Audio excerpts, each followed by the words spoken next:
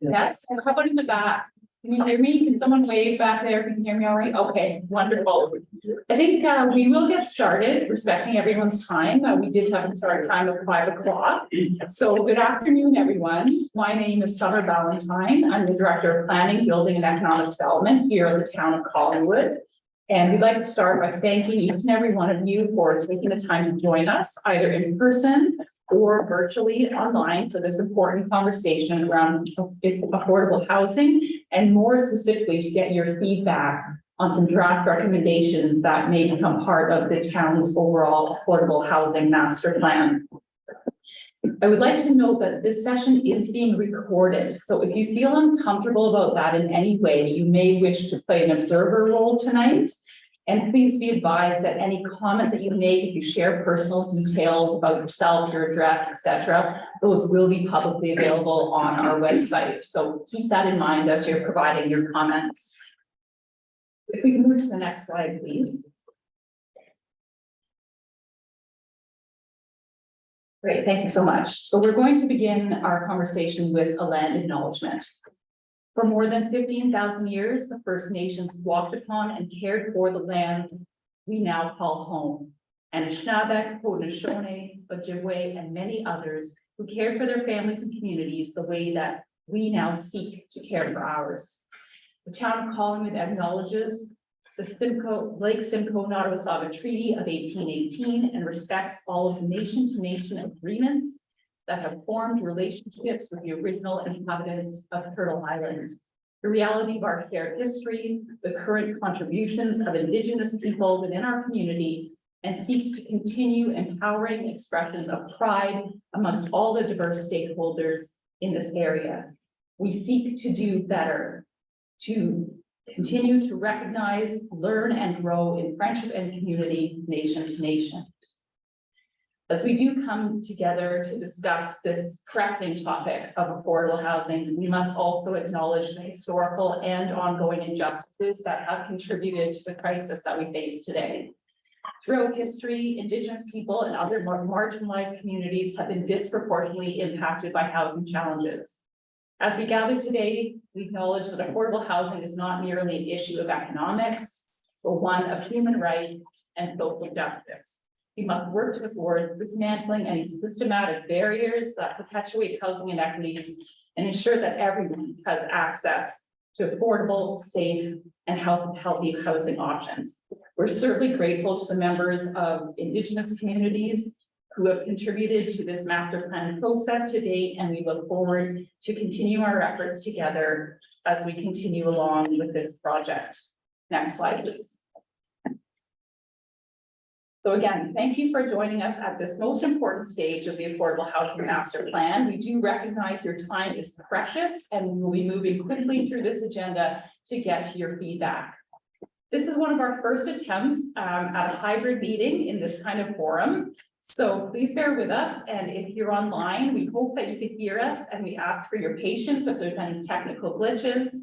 If you have any concerns for our online participants, please enter them in the chat box that is being monitored by Executive Assistant for Kint. If you could give this a little wave, Shelby, for the people in the room.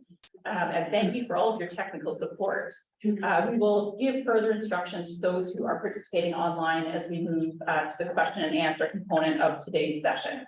So for those of you who are here in person at the library, we would like to note that the washrooms, should you need them, are outside the doors to the left, and in the unlikely event of an emergency, fire alarm, etc., the emergency stairs are outside the doors to the right. I'd also like to express our deep appreciation for the Town of Collingwood's Affordable Housing Task Force. This is a group of passionate and dedicated community volunteers that advise council on affordable housing matters, and they also lead grassroots initiatives like communication, education, and social financing. The task force, many of the members are here today. They are actually co-hosting this event as an elevated stakeholder in the master plan process, sharing their expertise with both staff and the consulting team on the panel today. The collaboration that they bring to this process is invaluable as we navigate this extremely complex issue of affordable housing. So this session will take place in three parts. First, we'll have some brief remarks to set the stage. Then we'll turn it over to our consultants and Barry Lyons, or NBLC, as we'll call them for short. And they will go over a high-level strategic directions options report. And finally, we will focus the balance of our time on you here in the room and online to accept your questions and comments on this matter. So at this time, I'd like to turn it over to our Deputy Mayor Fryer for a brief welcome from council, and that will be followed by Marge Shivanidi with remarks on behalf of the task force. Thank you, Director Valentine. We talked about me standing in the middle there, but I don't want to have my back to the panel. And I have children, so I don't have a need for a microphone. I know how to project. So if in the back corner you have any difficulty with my hearing me, just give me a wave and I'll just speak louder. So I'll start off by saying that on behalf of council, it's my pleasure to welcome everyone to this very important session. Mayor Hamlin is away and sends her regrets, but I am pleased to be here tonight as both Deputy Mayor and one of the 11 that formed the Affordable Housing Task Force, where I participate along with Councillors Deb Doherty and Councillor Rob Ring. I'd also like to recognize Councillor Steve Perry, who's here today as well, and Councillor Ring. Community engagement is critically important on pivotal topics like this that affect so many in our community. As both a councillor and a task force member, I have been pleased to see the amount of participation we have received on this project. 75 community members participated in our virtual information session in June. 57 individuals participated in stakeholder consultation sessions, and 165 people responded to our online affordable housing survey. We have over 100 people registered for today's session. Your input is deeply appreciated and will truly help make this a maiden Collingwood action plan to give us the best path forward as we continue to tackle the affordable housing challenge in our community. I can't emphasize enough the need for this step of establishing initiatives for our future budgets and requests for funding from the federal and provincial government. And it's so important that they partner with us in our endeavors. And we need to follow this type of a process to be completely transparent to our own taxpayer, because we are very much aware of how we spend your money is very, very important in this process. Thank you for being here and for contributing to this generational project. Now I'll pass over to Mark Shivanidi for remarks from the task force. Thank you.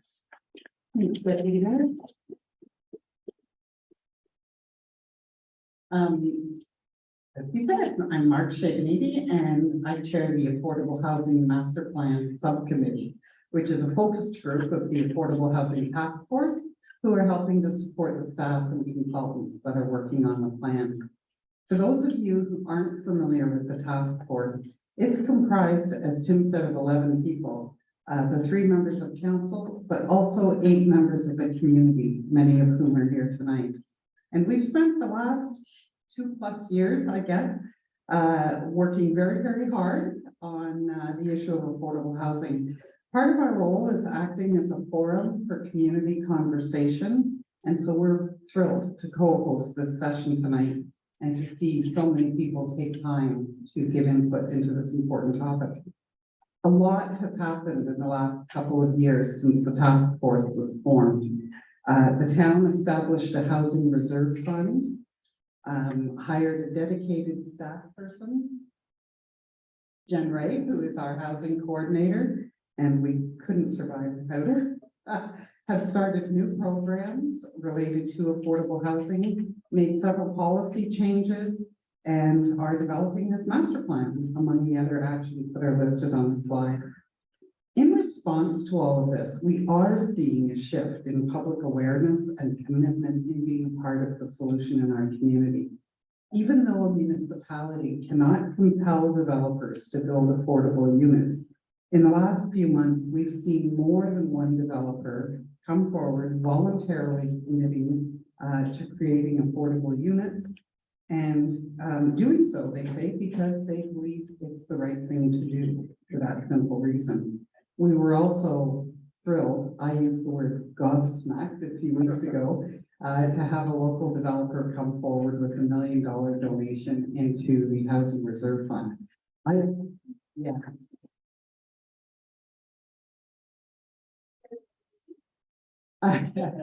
I was just, as an aside, so personally shocked that I reached out to him myself to say, why did you do this? Like, was there some backroom deal? What was it? And his answer was exactly the same as the others have said, because it's the right thing to do. So we're very, very grateful to the Welton family of Sunvale Homes for that. We're really encouraged by the momentum that we're seeing and by the draft strategic options report, which hopefully many of you have read and you'll hear more about it tonight. And the report includes not only actions for the town to take, but also highlights the important role that community members can embrace. Because the fact is that in a municipality like ours, we can't solve this crisis on our own. It has to come from developers, from nonprofits, from all levels of government, and from people like you and me. So thank you for being here and participating tonight.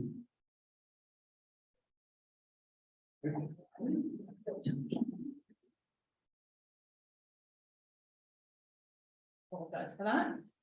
Thanks so much, Marg and Deputy Mayor Pryor, for your remarks. I would also just like to acknowledge that I did see Councillor Deb Doherty sneak in. I know she had another event that she was attending, but it's great to see her here as well.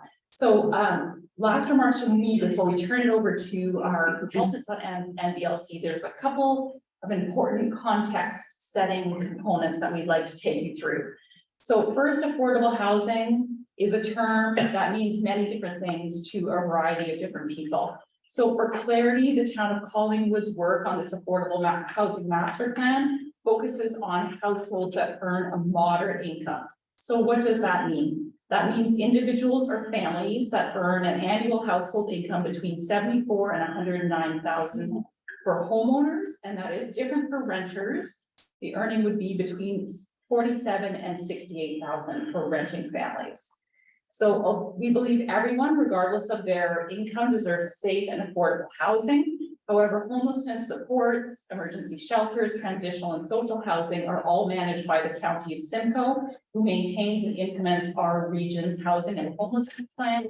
They also deliver rent years of income and a variety of other programs that support deeper affordability. The county also received recently a boost in provincial funding to deliver these services and to reduce duplication and help individuals struggling to afford market demand housing, and that may not be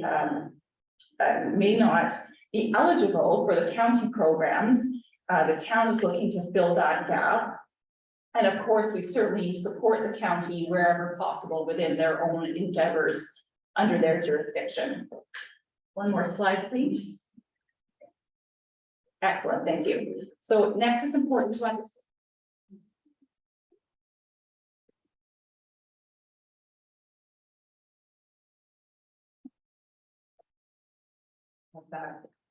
Okay, we have some technical glitches. We practiced this several times, but never goes quite as smoothly on the day up. Okay, so it's also important for us all to understand where we are in the master planning process.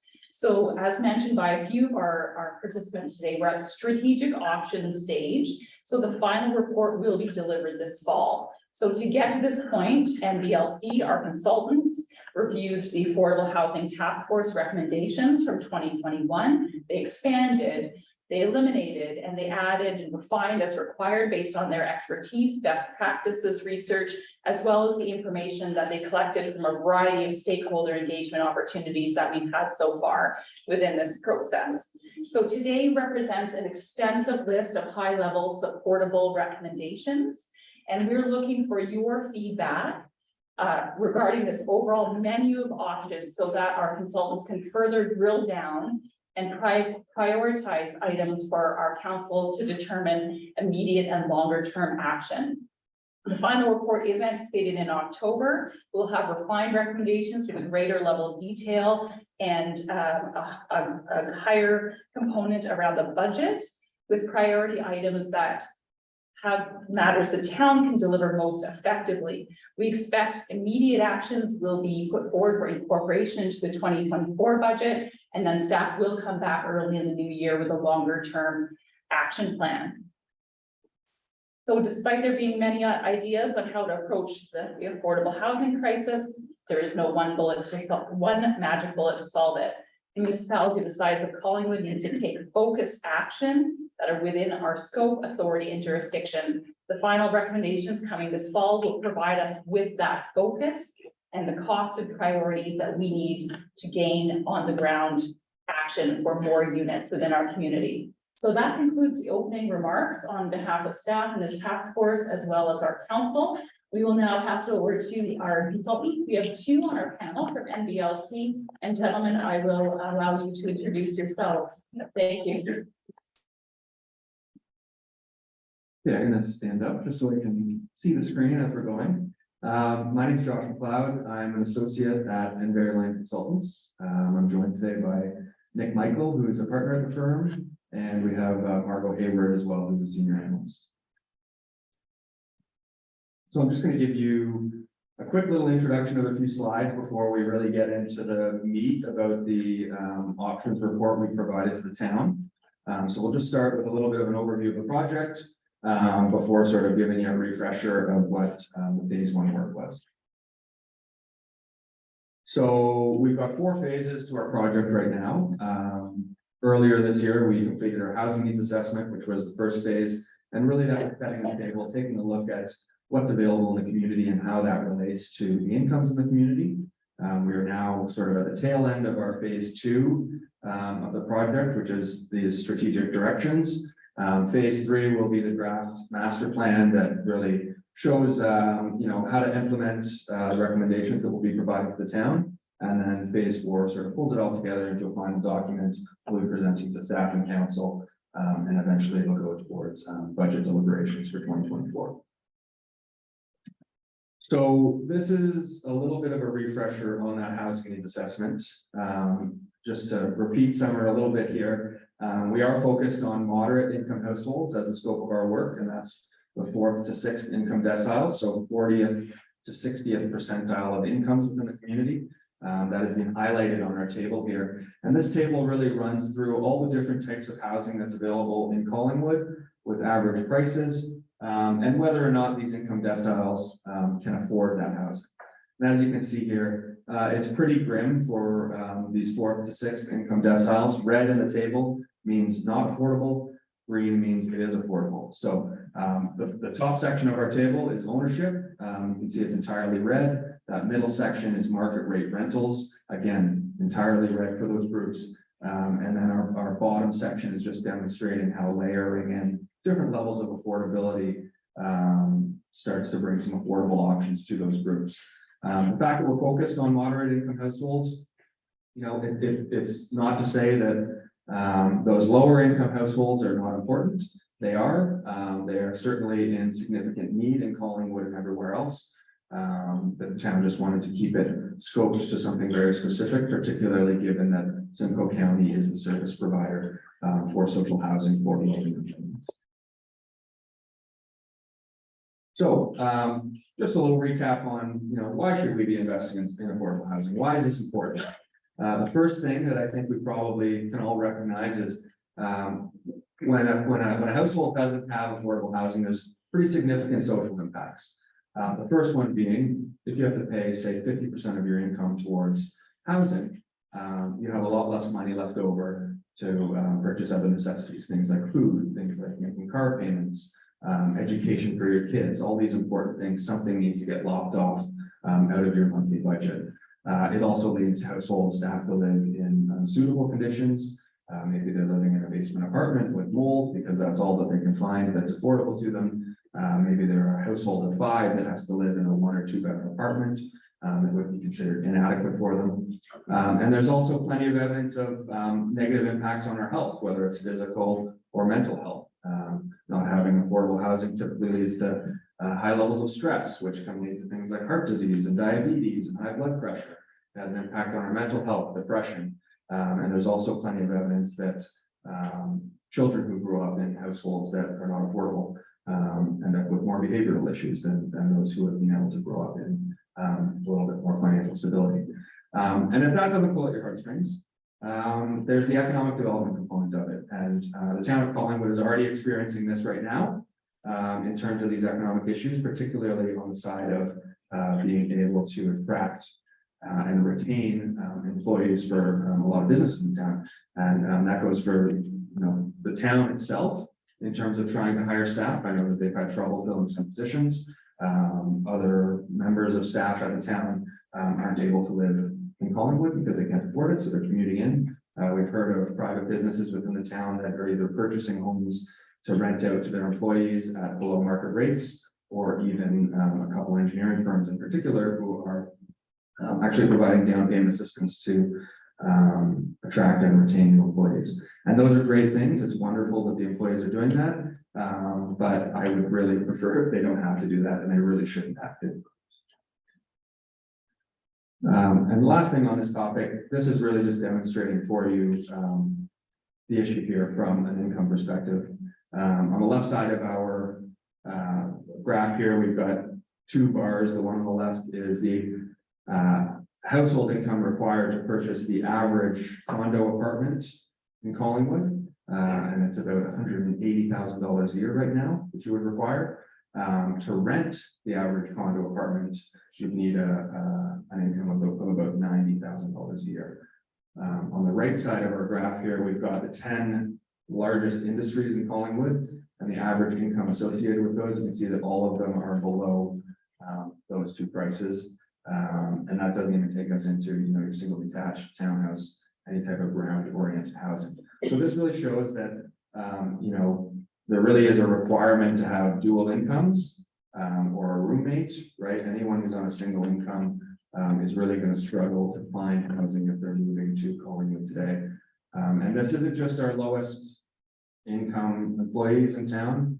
This is nurses, this is teachers. These are integral people to any community who are really having trouble finding housing in Collingwood.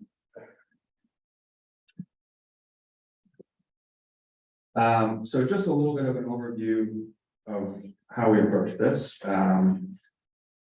Municipalities, they really have, they do have some levers that they can pull to start impacting affordability, but they are more limited than upper levels of government, particularly on the side of revenue tools in terms of generating revenue to build new affordable housing, but also in terms of their budgeting on both the operating and capital side. What we found as we were doing our research and through our own experience is that there's really 4 critical levers that we can sort of group everything into in terms of what these options are.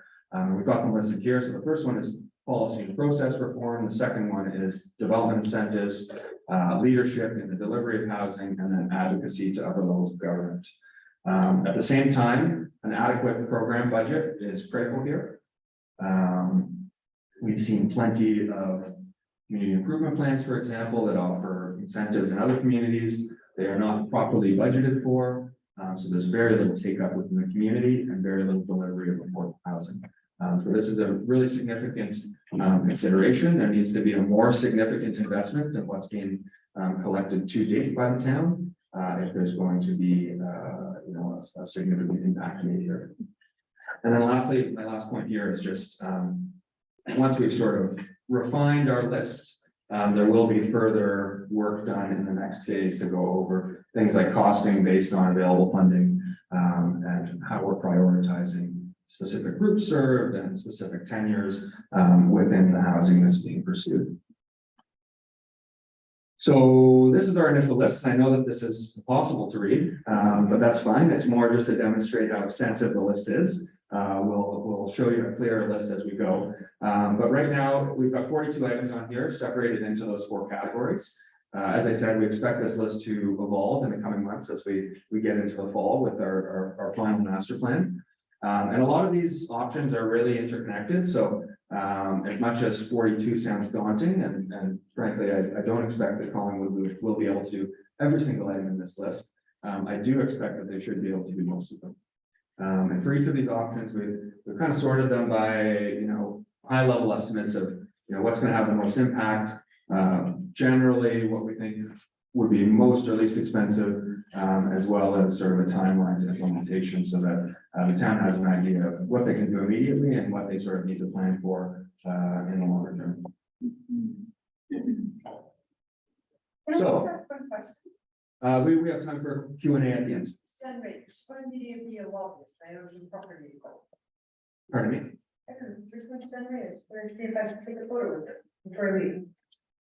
She's a housing coordinator.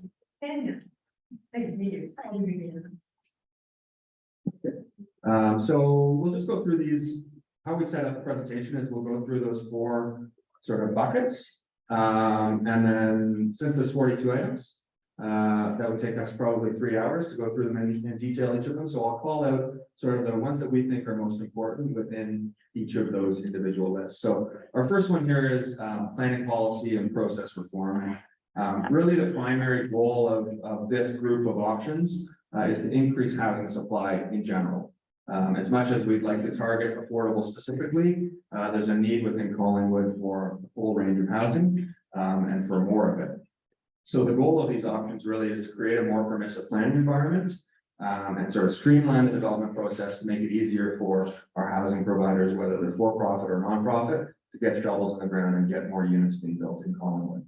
So we've got about 6 or 7 items here, and we'll focus in specifically on this first one. So this is one of the most important ones that we think in our list of 42 items, and it's really doing a comprehensive review of the town zoning bylaw. Fortunately, the town is already planning to do this in 2024, so we've been able to give them some recommendations on specifically what we think that they should be looking at doing. We've got sort of 5 listed here that we think are most important, and I'll talk through them really quickly here. First one is upzoning along arterial roads. So at minimum, your arterial should be zoned for 4 to 6 stories, but there's probably opportunities for more than that. We're talking something in the range of 8 to 12 stories. Mid-rise buildings that'll bring more height and density to some of your roads, but it ensures that we're getting more supply into the market. And if that's as of right in the zoning bylaw, it will allow our housing providers to bring that housing to the market quicker. Our second item here in this list is eliminate single family only zoning. That's not to say that a single detached home becomes illegal.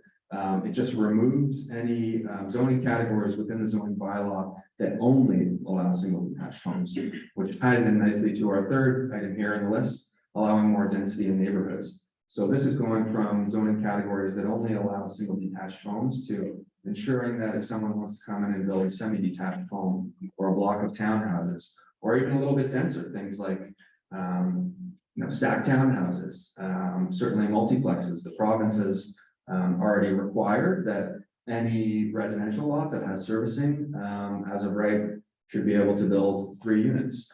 There's an opportunity to go beyond that, allow 4 or 6 units within neighborhoods. And if you really want to get bold, we could even do small apartment buildings, maybe a 3-story, 12-unit type building that could fit into a lot of neighborhoods. And you've already got some of those today in your neighborhoods. So it's not like it would be something wildly different than what's already built in Collingwood today. Our next item here is allowing residential uses in designated commercial zones. So this is the trend that we're seeing essentially across the country. Large format retail plazas, they're being reimagined. The retail sector is changing a lot. And there are really great opportunities to add some density to a property that's within close proximity to important commercial amenities. In Collingwood, if you think about some of the plazas that are at the west end of town, that could be a perfect opportunity for it and a perfect opportunity to sort of integrate those 8 to 12-story buildings that I mentioned earlier. And the last one here, eliminating minimum parking requirements for mid-rise and high-density projects. Parking is one of the largest costs associated with an apartment project, particularly if it has to go underground. So allowing the market to decide how much parking is required can really help out from a cost perspective for the developer and help more projects pencil out that maybe otherwise would not with a very high parking requirement. At the same time, as the town is sort of reviewing their bylaw, we're hoping that they will also simplify it just to improve clarity, improve predictability for those who are going through it. as well as, as you've got these more permissive as of right zoning, it also reduces or eliminates the need for costly zoning amendments, which can either lead to projects being no longer feasible or can delay them and risk project feasibility that way. At the same time, BOP review is going on, and we would recommend that those policies be updated to align with any of these changes to the zoning. So our second bucket is development incentives, and this is a very important one. I have a colleague who likes to say that there is no business case for the private sector to build affordable housing on their own. And we'll go through an example of why that is. We've been waiting for 25 or 30 years where we've decided to push the responsibility of the private sector. And clearly it has not been able to be delivered, and there's very good reasons for that. Incentives are used essentially to offset some of the costs of development to make up for lower revenues associated with affordable housing unit or affordable housing developments, to make those types of developments feasible. And we think as part of this, that as a secondary priority, because Collingwood has so few rental units, the number of purpose-built rental units market rate are actually on the decline over the last couple of decades.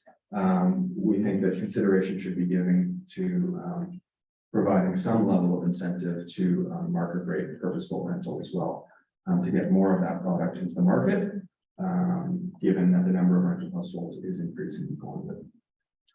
So with this one, I want to talk about a few extra things. One is just incentives in general. I want to talk about public land, and then everybody's favorite topic, property taxes.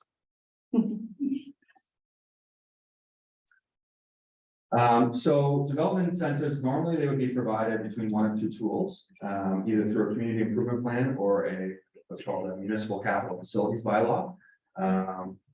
I won't bore you with the differences between them, but the town will be implementing one of them as part of our recommendations. The development incentives, they could be, development charge waivers or deferrals. There could be incentives related to property taxes, discounts on planning fees, building permit fees, those types of things. And we've seen as well in some other programs that just a straight capital grant can also be very effective from the perspective of an incentive. So we've got a figure here on the page that kind of tries to convey why these incentives are needed. So on the left side is a market rate development. You can see that in a market rate development, assuming your pencils, the revenue is high enough to cover off your land cost, your hard and your soft costs. Your hard costs are your construction costs. Your soft costs are things like development charges, paying for your architect, your engineers, those types of things. And then obviously there's a return for whoever's building that new housing. In an affordable development, our revenue takes a huge hit in order to get the prices down to whichever level we want to get it to. And that wipes out the profit, as you can see at the top, but it also often goes below what our costs are.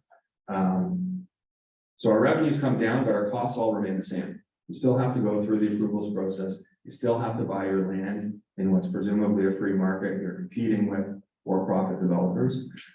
So the incentives are really meant to sort of close that gap, whether it is for a for-profit developer or for a nonprofit. Next one. In addition to those incentives, land is also a very powerful tool in terms of incenting or subsidizing the affordable housing development. So the town does own a number of properties within Collingwood, and there's an opportunity to provide that land to housing providers at no or low cost in exchange for affordable housing. So we would recommend, as the town considers their land holdings, to undertake a request for proposals process that would allow for-profit and non-profit housing providers to compete for that land based on a set of criteria. Some of those things that we would recommend related to that property would be to make sure you're maximizing the density. Let's get the most out of it that we can. If it's a property that's appropriate for 40 units, let's make sure we're not building 20 units, right? At the same time, maximize our number of affordable housing units. So there would presumably be a point scoring system within the RFP process where whoever can deliver the most affordable housing units would get the highest points. Obviously, there needs to be clear expectations for depth and length of affordability on any of these sites. We believe rental should be prioritized over ownership from an affordable perspective, just because of the shortage of rental housing in the community. And we think that the town should really be open to, alternative construction or design techniques on any of their properties. There's things like modular housing, panelization, which can speed up the delivery of housing, and potentially deliver it at a cheaper rate. It's not as, popular as traditional construction techniques, but can be very effective from an affordable housing perspective. The last thing here, we don't recommend that the town of Collingwood retains ownership or operation of any new affordable housing developments. It is a small town. It would require a pretty significant amount of staffing in order to do that. And we think it can be delivered much more efficiently by either community-based organizations or private entities, or even Simcoe County, since they're the service manager already for low-income housing. Perhaps they could take on some of them.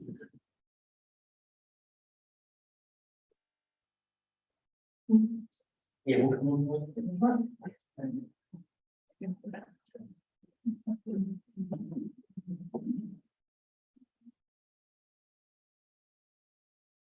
Did that actually a new hire for you there?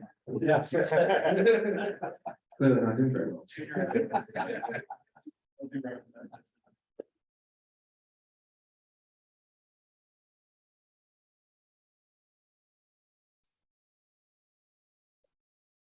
Yeah, bear with Do you want me me. just- I can maybe continue, Josh, with the visuals and your catch up. It's not a very visual presentation. It's all mostly text, so we can just keep going. So the next one is property taxes, which we wanted to address head on because we know it's much first topic. But as I said earlier, municipalities really have limited tools in terms of raising revenues. The most powerful one is property taxes. It's something where a modest increase can have a really big impact. We had an example on the slide, so I'll just tell you what it is instead of showing it to you. But in 2021, according to the census, there was just over 13,000 dwelling units in Collingwood. But 11,000 of those were permanent residents, with the others being secondary homes, short-term rentals, etc. A modest $100 a household increase, $100 per year, would raise just over $1.3 million for affordable housing. So that's about $8 a month in terms of an increase. And $1.3 million is about 4 times what the town is currently collecting for affordable housing. So we think that small increases like that can really have a big impact on what the town is hoping to do here. Everything that comes to affordable housing or housing in general, we think it costs a lot of money, and we need to find money. So property taxes is the most powerful tool for municipalities in terms of raising revenue for their housing priorities. Now, that being said, where possible, we would like the town to reduce the burden on the property tax base. If there's opportunities elsewhere, we think that they should pursue them. There are other revenue tools available to the town. We've got a few listed here in the last point: ride sharing fees, and accommodation tax. Perhaps there's opportunities for higher licensing fees for short-term rentals, right? All of those things could be used potentially towards an affordable housing fund at the town. So, if we talk about the $1.3 million there that we have listed, maybe we can get 300,000 of that out of these other sort of less powerful tools to sort of reduce that burden on the tax base. But this is a really important topic that I think people need to understand, that the money has to come from somewhere, and it's expensive. From the perspective of other incentive programs, we've seen probably a minimum of about $55,000 a door is needed for affordable housing, which adds up very quickly. So if you're looking at $1 million, your best case there is probably 20 units of that $1 million. So this is expensive, and we need to, I think, all understand that. So on to our third bucket here, which is the leadership role that the town can take. They may not have the resources to sort of deliver a ton of new housing on their own, but they can do things that, they can do things in terms of taking a leadership role in the delivery of new housing. So these items aren't as impactful as the planning reforms in terms of getting the housing supply or the development incentives in terms of subsidizing new affordable housing. But they still are important to consider. They're also less costly than development incentives in particular. So the list is long here of what the town can do. We'll focus in on the first three here. So the first idea is creating what we're calling a concierge program. There's a lot of actors within the housing industry, people who have equity, people who have land, developers, nonprofits, and a lot of them don't have natural ways to connect with one another in order to deliver housing. For example, at MBLC, we've done a ton of work for different archdioceses across Canada, and we found that a lot of churches have a significant amount of unused land. And a lot of those churches, they could use a little bit of funding from selling that land, but they'd also like to do things for the community in terms of providing seniors housing or affordable housing. So in a concierge program like this, the thought is that the town could act sort of as the middleman in order to connect a lot of those players within the industry, particularly those who don't necessarily have the infrastructure or expertise to know who to reach out to on their own. So the church could come in to the town and say, we've got this land, we'd like to build some affordable housing, and Jen or her future assistant could help connect them to a developer or tell them who in town is a good architect to use or an engineer, and help them along in the development process. The concierge program could also, can you just go back, be a way to connect potential affordable housing providers to other public funding sources. It's a way to make people more aware of any incentives that are available through the town, and also helps people sort of navigate town hall a little bit better through the development process to ensure that all of that is a little bit more efficient. We think that this is a recommendation, one of a few within our list that would benefit from economies of scale of connecting with neighboring municipalities and really making it more effective, right? Maybe there's a developer in Wasaga Beach who would be helpful to help out on a church property in Collingwood, right? So connecting across South Georgia Bay or even Simcoe County and Grey County could be a way to make a program like this much more effective. The next one here maybe is a little bit controversial, but Collingwood's really in need of a paradigm shift in terms of things like growth and intensification and new development. We've heard a lot about opposition to new housing, regardless of the form, whether it's a 6-story apartment building or a 45-foot single detached lot. There are people who show up in opposition to it, and that opposition has significant impacts on new developments. It has significant impacts on affordability. It delays the process. It reduces the amount of supply that's delivered, and a change is needed here. And council and staff can take a leadership role from that perspective through a public education campaign. There's a number of things that they can look at here. We would recommend that they undertake some advertising across different mediums, whether it's newspaper, radio, in public spaces, on social media. It's probably something where you're hiring an outside source in order to sort of dream up a little advertising campaign for you. And that campaign could have things like, who is the new housing benefiting, right? From our perspective, it's benefiting nurses, it's benefiting teachers, it's benefiting the barista or the waiter at your favorite coffee shop or your favorite restaurant in town, right? How new housing benefits the town itself and all residents. More housing supports more and better retail spaces. It expands the tax base. It has a number of really big benefits for the town. The public education campaign could also focus on some of the policy changes that we're recommending here to help sort of simplify and educate everyone on what's going on and why it's happening. And then things like, dispelling myths associated with new development. We hear a lot of voices out there that say a new affordable housing gets built, though it's going to increase the crime in my neighborhood, or it's going to lower my property values. And there's a ton of evidence out there to the contrary, that is most certainly not the case. So we just see this as something that creates a little bit more education around the idea of housing and how it can be beneficial to the entire community. And our last bucket here is advocating to upper levels of government. I'm not going to get into any detail on these specifics, but really it's all about the fact that Collingwood can only do so much on their own. Resources are limited, either financial or from a staffing perspective. So the federal and provincial governments and the county as well really need to have more participation, and we're starting to see it. They're making baby steps.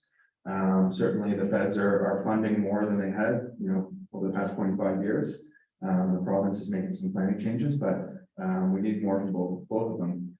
So we've provided a list here of things that we think Collingwood, along with all other municipalities, can work together to sort of advocate for that will improve conditions from an affordability perspective. Okay, so that's our Coles notes on the report that we've recently provided. In terms of next steps, as I said, we're sort of at the end of our phase 2 here. We're planning to come in the fall with a draft housing master plan. That will include more prioritized and costed recommendations, a little bit more detail on implementation tools, and then it will be finalized later in the fall as it goes to council, and council will then, provide their own direction and budget considerations based on our recommendations. Thank you so much, Josh, for that comprehensive and interesting presentation. We are running a bit behind where we thought we'd be in time. And given our track record with technology, we had this really neat interactive activity plan, but I think we're going to skip over that for now. We might come back to it at the end, but I recognize there's lots of you in the room and there's about the same number of folks online too. So we'd like to move towards opening it up for questions and comments. Certainly, we are happy to answer any questions of the panel, but most importantly, we'd like to hear from you. What do you think about what Josh just presented? Is there anything that rings particularly true with you? Is there activities that the town should be most definitely proceeding with? Are there activities that make you a bit uncomfortable, such as the tax investment, for example? So we want to hear, good, bad, or otherwise, your thoughts and feelings around what was just presented. And certainly we recognize that housing is a very emotional topic. So we just ask that you keep your comments respectful, and remember that we've got about 60+ people in this room, and quite a few are likely wishing an opportunity to provide their feedback. So if you keep your comments as concise as possible, that would also be appreciated. So, and the last thing too, for those introverts in the room who don't want to walk up to that microphone and chat in front of this large group, there are comment cards at the back. So please fill those out before you leave, or you can certainly follow up with Coordinator Ray at any time by phone or email afterwards, one-on-one, if that's your preferred approach.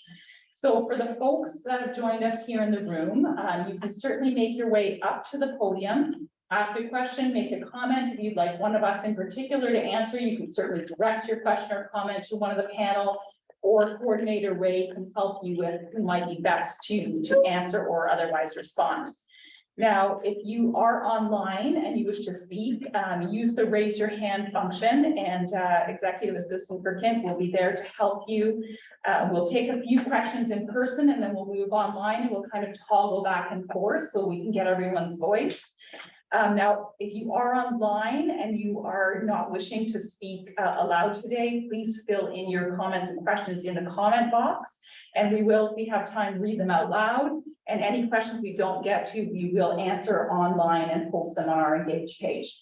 So with that setting the stage, is there any brave individual, looking at you, Tom, in the room that would like to take the first pick at the podium?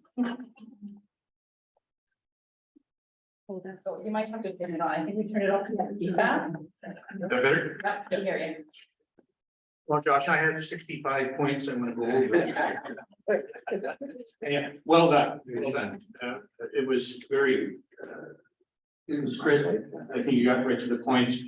And going through your, the 65-page report or whatever you had there, I mean, it was excellent. I'm really happy to hear that and read it. But there are a few things I just wanted to emphasize. And first of all, again, we have to understand that this is an investment in our future. This is an investment in our future. If we don't come up with the plans and execute them, we are gonna be sitting here 5 years from now in big trouble. We're in big trouble now. And in my own terms, I'm thinking in the South Georgian Bay area, we're probably 5,000 positions short because of housing. We were 2,500 positions short 5 years ago. And so again, that's my number, but it's huge. It's really, really huge. And again, we're talking about the future of our community. The future of our community is at stake. If we don't do something and do it quick. We can't wait even another year. Like, I don't know, in your experience, going through the process that you're going through with the town and a municipality, by the time you get all the recommendations done, and I don't want to see, you know, paralysis by analysis. And so I think it's critically important that we understand, as you're setting guidelines for the town and recommended guidelines, I know that they're the ones that are going to make, you know, say yes or no, but I think that we've got to make sure that we have those guidelines and we do it faster, quicker, better. And we are going to make mistakes. We are going to make mistakes, you know, but, you know, we keep on, you know, thinking about the inquiry we had. So every time I hear about transparency, you know, I'm saying, guys, let's just get on with it, okay? And we make a few mistakes, we make them. Just a couple of points. First of all, can we set up a fund that people can receive a tax receipt from? If it's a dedicated fund for attainable housing. So taking a look at the tax issue and saying, okay, we're going to tax everybody for $100 or whatever, and I think that's very reasonable. But there may be people that would understand what the problem is better, want to make, you know, donations, and if we can influence that as a tax receipt, I think that would be worthwhile. And then talking about tax receipts, I don't think I saw this in your report, but you know, can we offer tax receipts to organizations for their land? Okay, in order to get a attainable housing program, and it doesn't have to be for the full amount, whatever the amount is. Let's just say that, you know, the land's worth $2 million, and maybe they could use $1 million tax receipt. But you know, can we take a look at that if we have time? Emergency bylaws. I'll be sending out a note. Sorry, that was my wife. Another note. Just about, you know, can we take a look? And I did mention this to Mayor Hamlin before she went away, at our emergency bylaws, to use them, because I heard the word emergency and crisis used for attainable housing, and rightfully so. And it's not a small C crisis anymore, it's a large C crisis.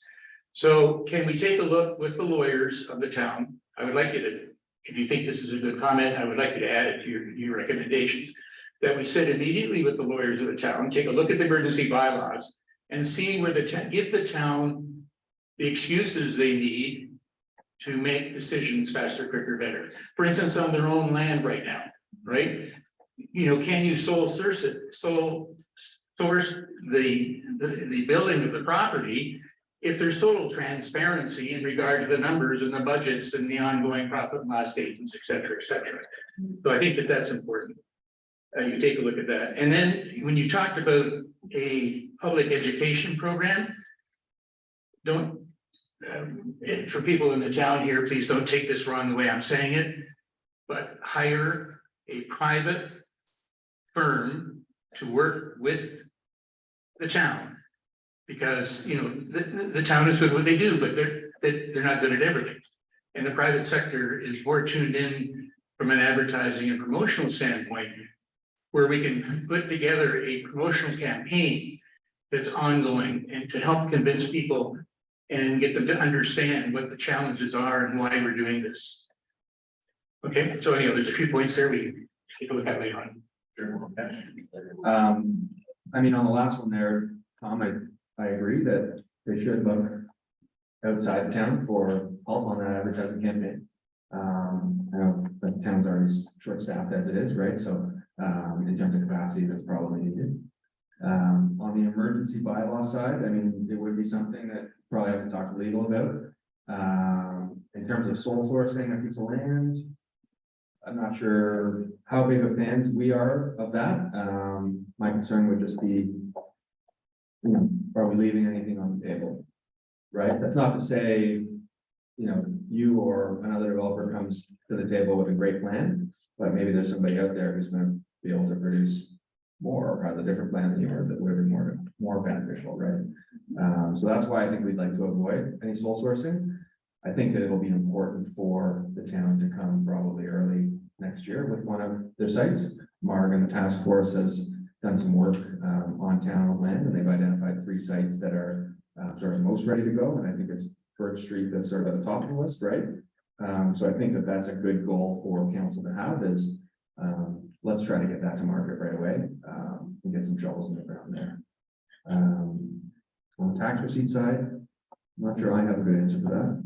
Well, we'll take a look at it, town staff and legal staff and see if we can figure something out, but certainly, I think the way that the fund ends up being structured, it could be viewed like a charitable donation, and we set aside a fund specifically for nonprofits or groups that are looking to do attainable housing. I think it might be possible, but it's definitely something that we're gonna wanna look at with the town leaders.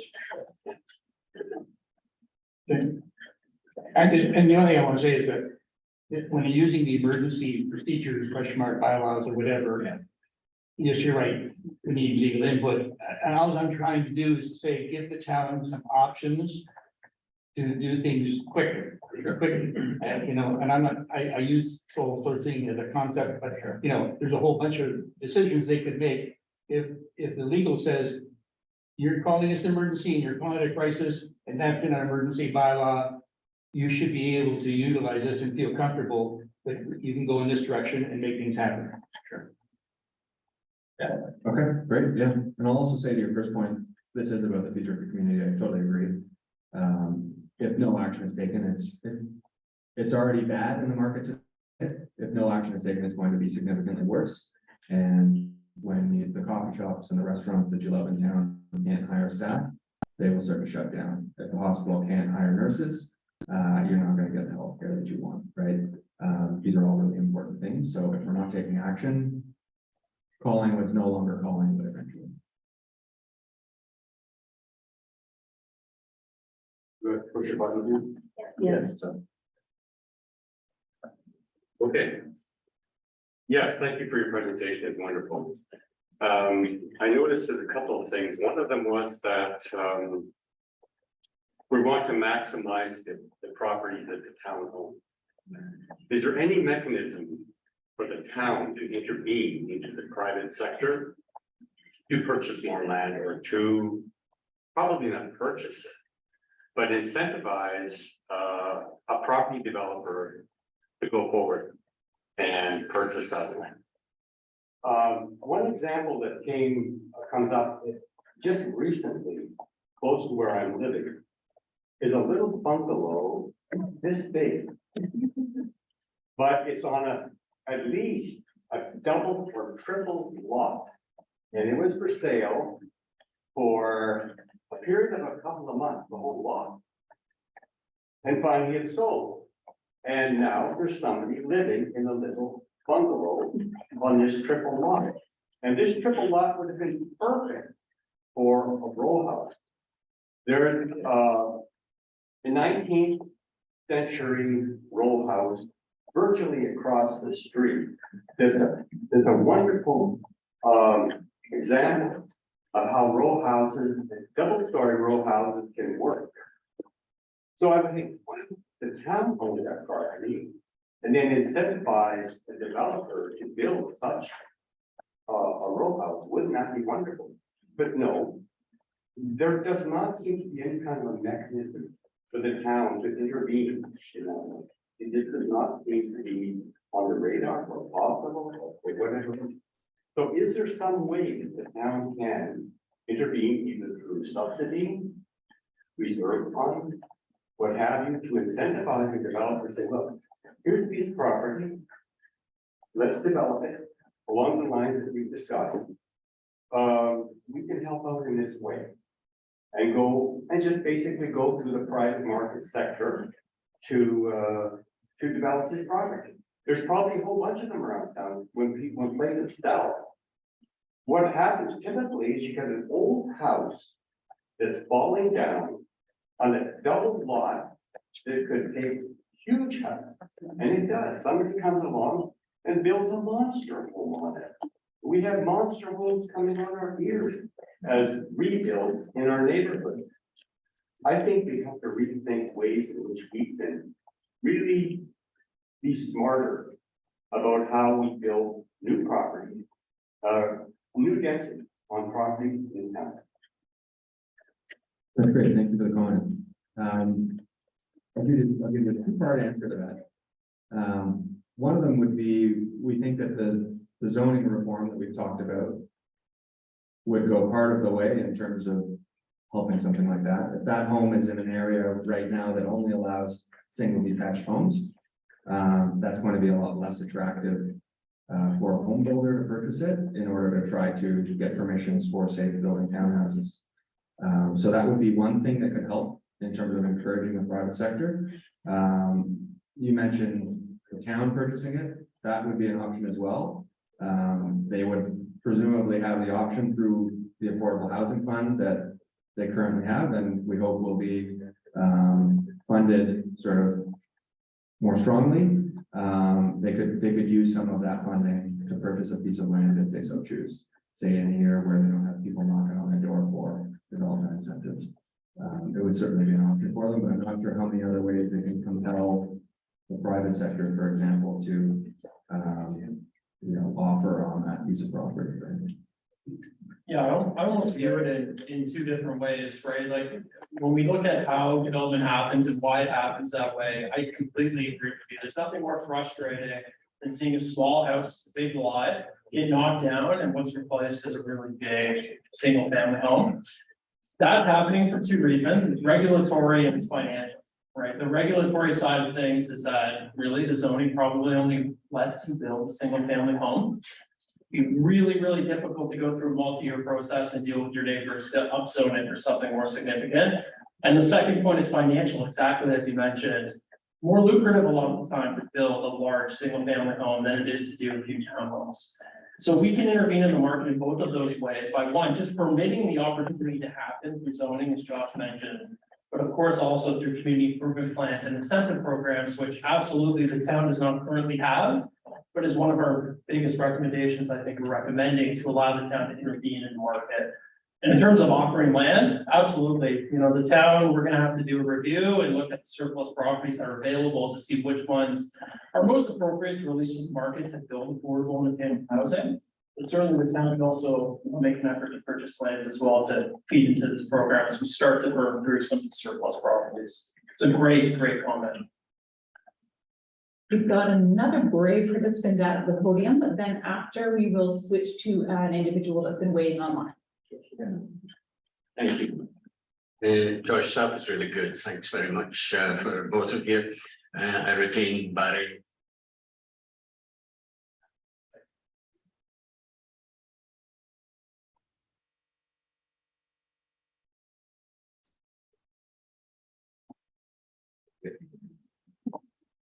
I retain Barry.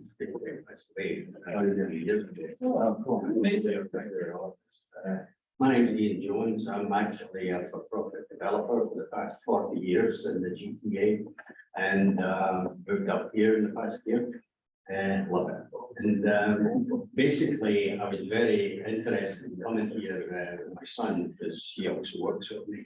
And he'll carry the can and put my feet on. But anyway, I get really frustrated that the municipal process and what we as developers have to do in order to end up getting an actual building permit to build. And to build affordable housing, and that's what we're doing right now. We've got two contracts in Ottawa, one in PEI, a couple in discussion in BC for a new model that we're rolling out. It's called the Joy Concept, and that's $1,300 a month. And this is not a plug, it's just to let you know that a for-profit developer decides to change his hat and become a not-for-profit developer and pay it forward on a philanthropic basis. It is possible, just from a financial instruction point of view. My background's chartered quantities here, so we design the economics of this stuff day in, day out. And we're in the middle of a planning department in Ottawa, Brampton, and a few other places right now. And they're all the same. You know, I mean, I don't blame the planners. They have to work within the rules, obviously, they're given. But in short, it's every application has to submit at least 20 consultant reports that are circulated amongst 30 regulatory agencies, and then they're peer reviewed. So that process, and the funny part about it is the province passed a requirement that approval had to be given within 60 days of a complete application. But unfortunately, it takes 2 to 3 years to get to a notice of complete application for all of the reports and everything that have to be done. Now, I'm not saying that they're not needed, but in 1980, the first project that I developed on Yonge Street was a gas station rezoned to a 50,000 foot mixed use building, 4 reports, 4 months, building permit on the 5th month, built it in 10 months. Today, that would be at least 4 to 5 year process, which was, that's the root of the problem here. Both given money for the different municipalities to tweak their planning applications, so you can go online and see, you know, where you are in the process. That's tinkering around the edges. You still have to submit all these reports, and unless that somehow changes, this is definitely going to get a lot worse. You know, because you take the interest rates, construction, blah blah blah. You know, and there's no incentive. But this model that we've come up with is a not-for-profit. So it's time to pay it forward, if you like. So look up myjoyliving.com. My joy living. Thanks for that comment. And it brings up also one of our recommendations, which obviously we didn't get into in the presentation just for a matter of time, but we do have a recommendation in here that's titled "Work Towards a Decision Faster," and the list of items within that recommendation are some of the ones that you mentioned in terms of, you know, taking a hard look at the number of required studies, taking a hard look at, you know, do we need to do all of these peer reviews, a lot of streamlining for the development process in order to get to a decision faster and get shovels in the ground faster. Try deleting one of those reports. Yeah. Okay, so we will move now to an online, I'm going to call it a question comment combination. So listen up, Josh, carefully. So the question is, who pays for all these incentives? And the comment is, most of us want to preserve the land, not sell it or give it away to developers. Let's not turn our quaint, beautiful town into a city. Who's responsible for tearing down all the smaller single-family dwellings and replacing them with large, expensive, single-family dwellings? This does not help affordability. So perhaps some comments around gentle density and around the realities of who pays for incentives should they be offered. I'll start with the last comment, just about tearing down single detached homes and replacing them. If you live in a single detached home and you own it, and you want to keep it as a single detached home, you can. I don't think that there's a threat of suddenly all the neighborhoods are going to be bulldozed in Collingwood. It's simply creating an environment that is more permissive to different types of housing, so that if somebody wants to come in and invest in the community, they can. Collingwood is going to grow, whether some people want it to or not. So let's ensure that we have a vision for the town that meets the way that we want it to go going forward. And part of that obviously is affordability. If we're not addressing an issue like affordability, it becomes a place for the rich to go and play. And that doesn't work for the majority of the community. Sorry, I forgot half of the first half of the question. Who pays for incentives? I mean, the tax base does. Right? Like it's coming out of the town's budget. Right? Housing is expensive. So collectively, the community is going to need to chip in here if we want to see more affordable housing development.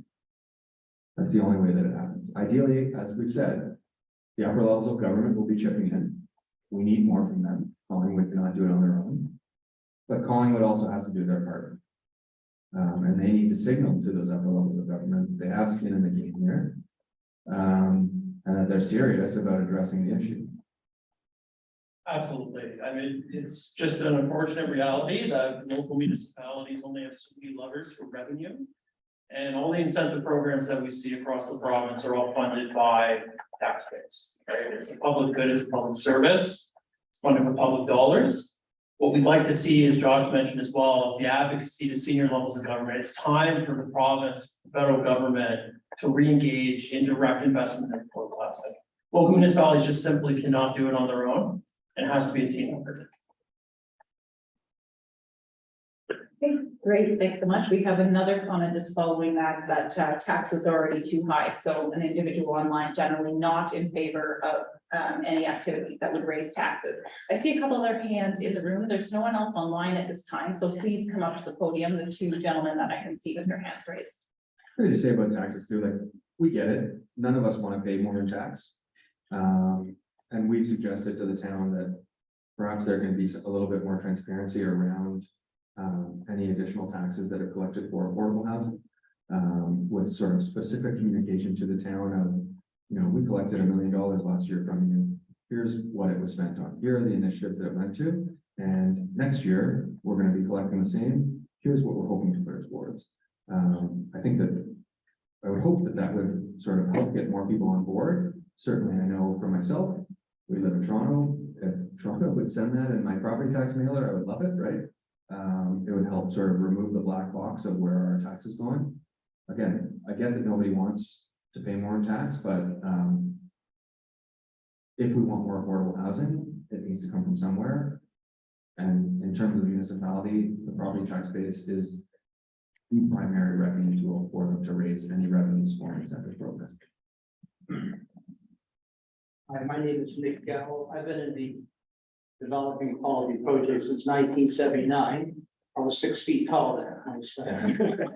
I guess your plan, I built 2 affordable housing, and what I found was that they planned for 15 years. So the government gave X number of dollars per unit, but it was only 15 years. And then they can go back to market rents, which is poor planning.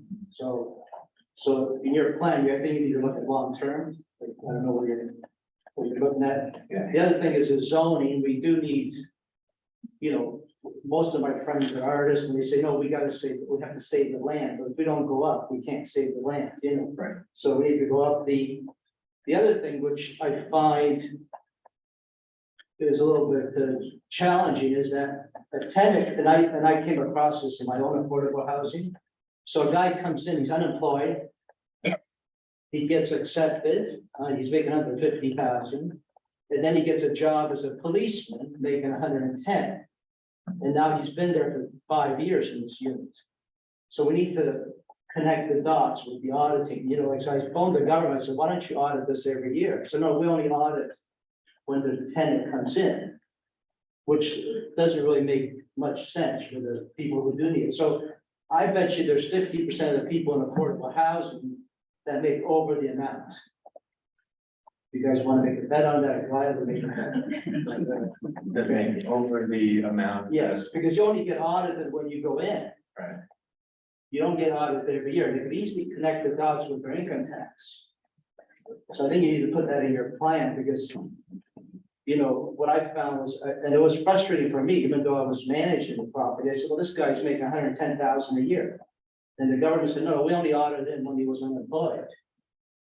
So I think you need to connect those dots in your plan. Yeah, they refer to it as means testing. So I've done a lot of those types of analysis for social housing, for Toronto community housing and others. And yeah, that is certainly what happens. It's governed by legislation of the province when it was downloaded to local municipalities. But that aside, completely take your point. Certainly there are definitely some people living in low income housing that need to. Now, the other reality thing is, when I built this affordable housing in 2010, it cost me $10,000 per unit for the land. And I could build 670 square feet, a beautiful 2-bedroom with stucco on the outside. It was designer kind of homes for like 150,000. For today, you know, per door, you're paying 100,000 and you're not gonna build 670 square feet for 150,000. So, and now the other thing, emergency zoning is important. In London, Ontario, Consumers Gas went with 3 large developers, Ellis Don, Sifton, and another developer, and they needed 35,000 feet in 6 months. And they said, get lost, right? Then the mayor said, go see Nick Gallo, he'll do, you know, so what I did was, they were moving 200 families that were making over 100,000 each. And they were all gonna buy homes, but they needed an office building in 6 months. And I said, I'll do it. So I went out, bought the land that night. I went to council, we rezoned it, I got a permit in 30 days. So you know what that added to our economy? This was in 2006, though, where things were bad. So they all bought homes, high-end homes. And I built a Class A office building in 6 months. And I was on a penalty of $10,000 a day if I was late. And it rained the first 3 weeks when we were digging. And then the other thing, the marketing is so important, right? Like, it's the ones we built in Barrie and Angus, they're designer buildings. Well, when I went to rezoning though in Angus, like, our funding was gonna run out in 2 months, so they rezoned it in 30 days. And we built the only building in Angus with an elevator, and we rented 30 units in like 4 days, affordable housing. And if it wasn't for the council being open-minded, but all the neighbors are there, you know, like, they're saying, well, when I have a shower, I run out of water now. When you put 30 units in, what's gonna happen to my water supply? So, and because most people are not educated. And the good thing about even in Barrie, like, I know it's not the employee's business sort of, but they were really good. So okay, let's put some stucco here, let's put railings. So it was a beautiful building. And the neighbors were happy, you know, so it's like affordable housing is not welfare housing, because most people like think it's welfare housing, but it's for normal people, you know, like, and I'm not saying they're not normal, everybody's normal, right? So, you know, so I think we need to educate people, but the zoning thing's important, like, because if London, Ontario Council didn't give you a permit, like in 30 days, I would be in trouble. Now, in London, they have a system where you bring plans in and the town has so many days to get back to. So there's a real, like, developers are not bad people. You know, like, even though they, you know, like, it's not a fun industry because sometimes you're losing $10,000 a day on a project because it's taken 5 years to get approved. You know, like I said, I was 6 feet tall when I started. So, It's taking its toll, yeah. yes. Yeah. We gotta know that the town works with us. Even in Cambridge, I did a project there. The town worked with me. They said, hey, let's work together instead of like, sometimes, you know, you get butterflies in your stomach. It's like, okay, what are they gonna, they're gonna actually welcome me to spend 5 million in this town? Right. You know, so you gotta educate everybody. Thank you. Yeah, and we do have some recommendations in there for the town on working with the development community and treating them as partners going forward, the importance of that. Also, to circle back to your first point about length of affordability, we've certainly seen a lot of developments that are kind of in that 15 to 25 year range, which we don't love. We prefer much longer terms than that, and that would be something that would go into your scoring system in an RFP, where someone who comes with, you know, 50 years or 99 years is going to get a higher score than somebody who's coming in with 15, right? As a means of accounting for that. For 15 years, it's nothing now. That was in 2010. Now this, Right, It's coming up. so it'll be coming up. Yeah. this owner is gonna charge market rents. Yeah. And he has zero invested, because back then, the 140,000 covered all your costs, Right. so. Yeah, and I'll also say you sparked something that I forgot about one of our previous questions online, just about public land. When we say the town using public land for new development, we're talking about properties that are, you know, underutilized properties. Perhaps they're a parking lot, maybe they're an old public works building, maybe they're a single detached home on a triple sized lot, right? these are properties that are ready for sort of some intensification.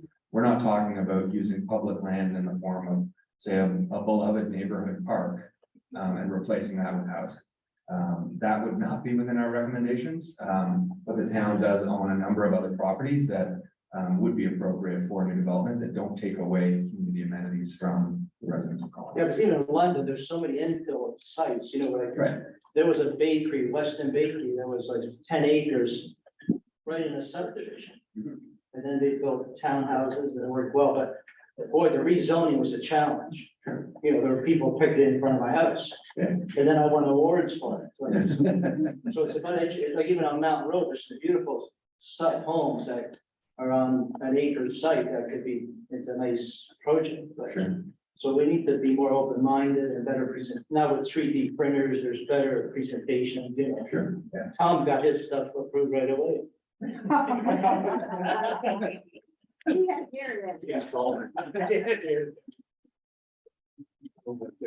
Yeah, just a quick comment, that kind of skirts around the edges with some of these comments, but in the task force's work, some of the things we've seen as emerging models that have actually been around a long time, but emerging in Canada are things like community land trusts, which is a not-for-profit entity that the town could support creation of something like that.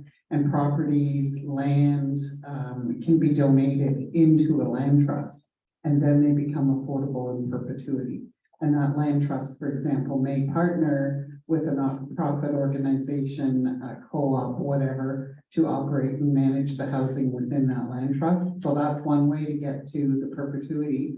But we've also become aware of a really interesting model, Union Cooperative in Waterloo.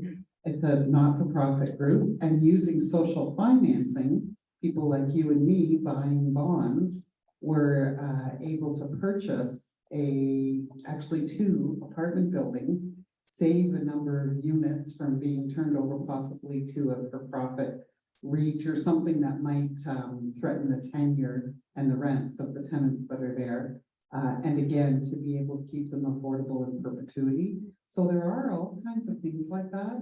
And I recently saw a model where a private developer built some affordable units mixed with market rent units.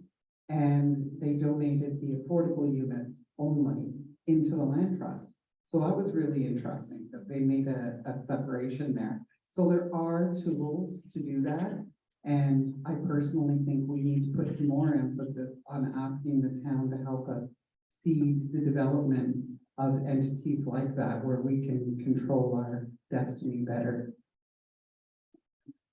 Yeah, there's certainly ways that the town can support groups like that. Certainly like Union Co-op is a great example. Mark actually introduced us to them.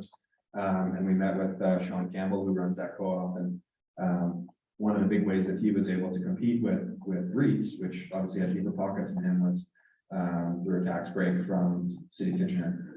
So there's a way for the town to chip in as part of that potential affordable housing fund to help a whole different, like all sorts of different types of groups, depending on how they want to prioritize their money. Okay, we have a gentleman that's been trying to get to the microphone, and then following, we have another one waiting online. Go ahead. First of all, thank you for the water and the coffee. Much appreciated. The town for putting us up here. And then Josh, awesome presentation. I just wanted to know, I know that sometimes when, in research, you come across a lot of different subgroups and perhaps like it doesn't fit into the final presentation, but did you have anyone in the moderate income areas? I know you mentioned teachers and nurses, but were there any other groups, whether it was occupation wise, or maybe they had physical accessibility issues that kept coming up that came across your mind that you'd like to talk about? Thank you. I don't know if there was anyone specific that came up a lot. Like, I mean, we met with different employers, right, who sort of gave the experience of what their employees are going through. We met with a number of different nonprofits who serve different groups as well, right? So we heard from a lot of these different voices.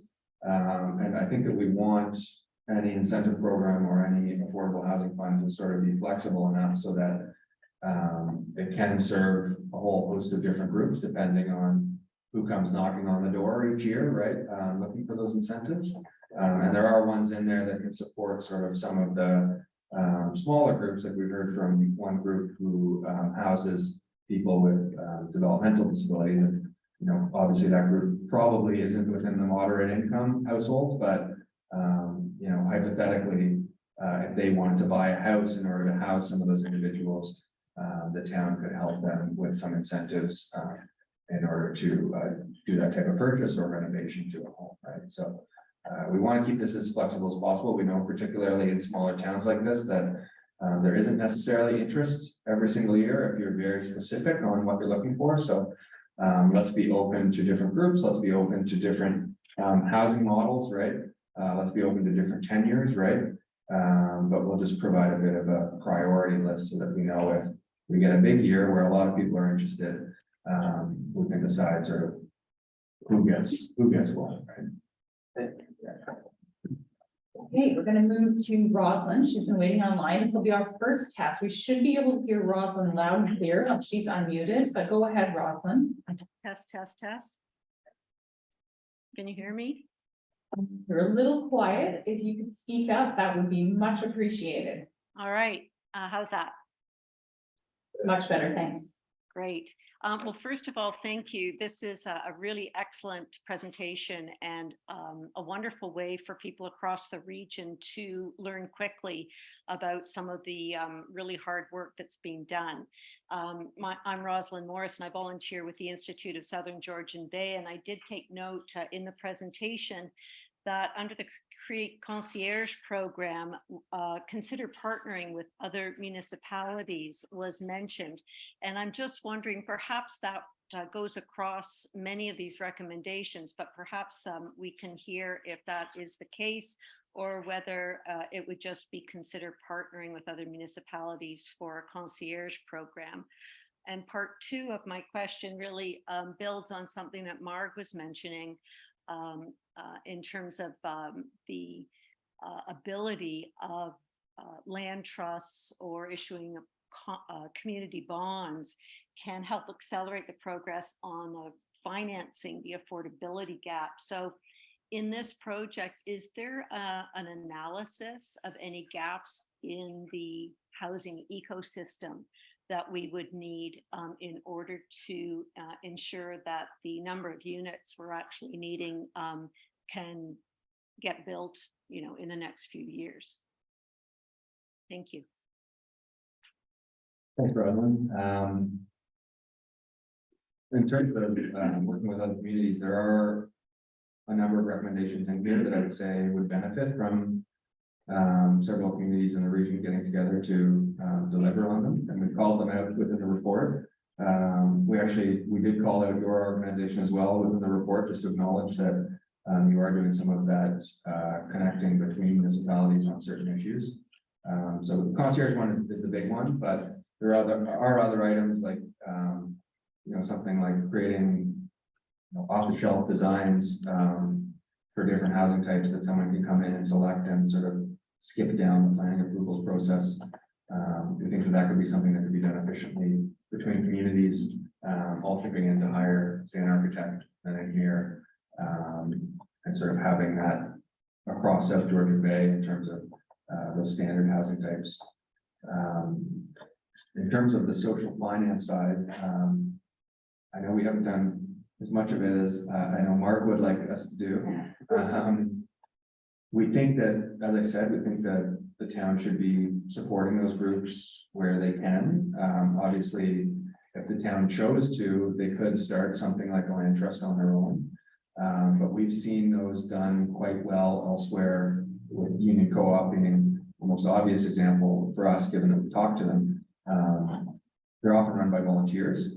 And given that the town has limited financial resources, limited staffing resources, we would prefer them to focus more on creating new affordable housing supply as opposed to maintaining existing supply. But we would like to see those organizations get started, and we said to Mark, hey, Mark, you should do it. But someone like Mark or someone in the community who's passionate about this, we would love to see them, like Sean Campbell did in Kitchener-Waterloo, start something like Land Trust. And have the town support them, where they can to sort of get off the ground.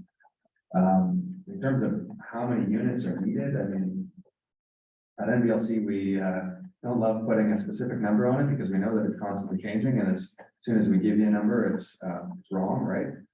I think it's pretty significant number in terms of what's needed. There's a group called HEART at the BBC that has been trying to quantify affordable housing need across communities or in communities across Canada.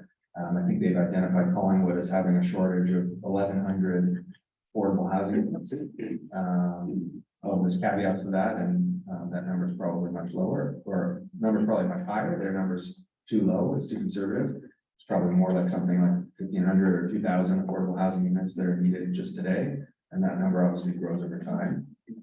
It's a big number, particularly for a small town, when you've only got, 11,000 permanent households. 2,000 is a big jump, and 2,000 represents quite a bit of money.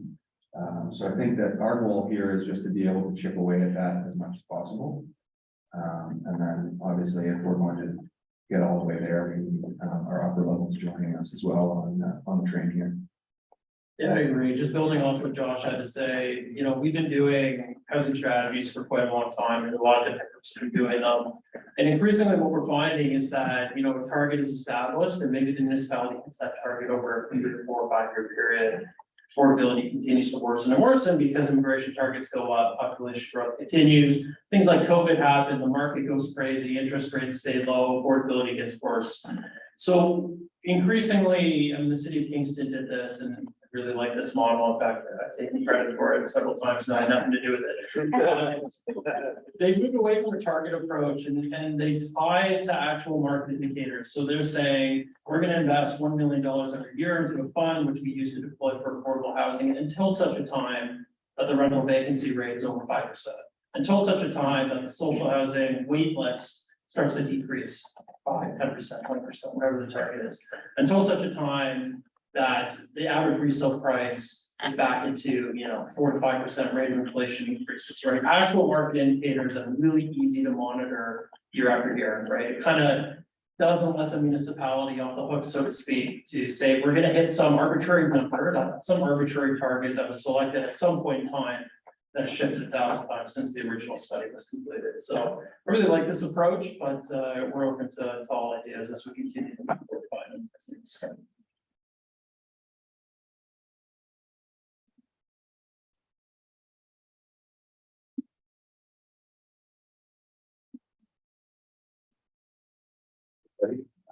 Mark Palmer from Collingwood.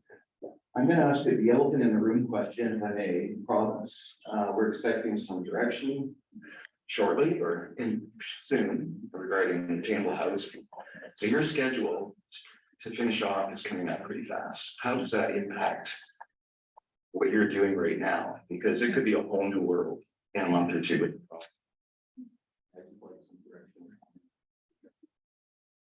Yeah, I mean, Nick, feel free to disagree with me, but I'm not sure that it really does impact what we're doing. Like the town has really set out specifically who they're targeting in terms of priority groups from an income perspective. So the province may come with an attainable housing definition that's different than what we're looking at, but it doesn't prevent the town from taking their own approach to who they're looking specifically to house, right?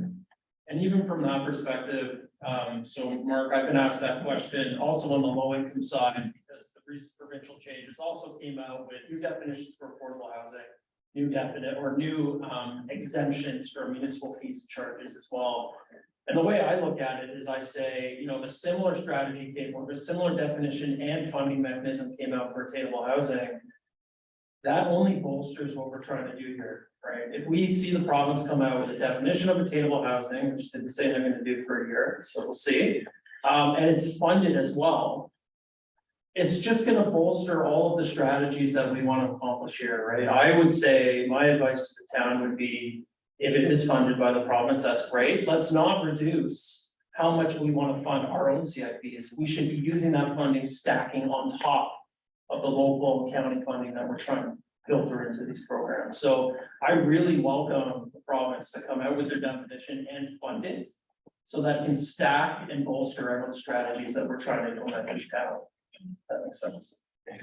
Yeah, I'll just say, adding onto that, I mentioned in the presentation that sort of the best we've seen from per door costs or cost of subsidy is $55,000 per door.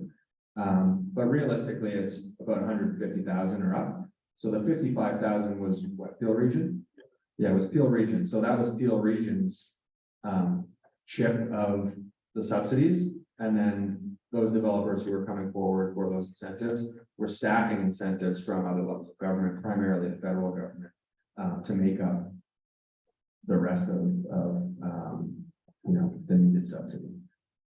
Yeah, if we can stack it, like if we're anywhere within the same range, let's stack it and take full advantage of it in addition to what's available from the feds as well.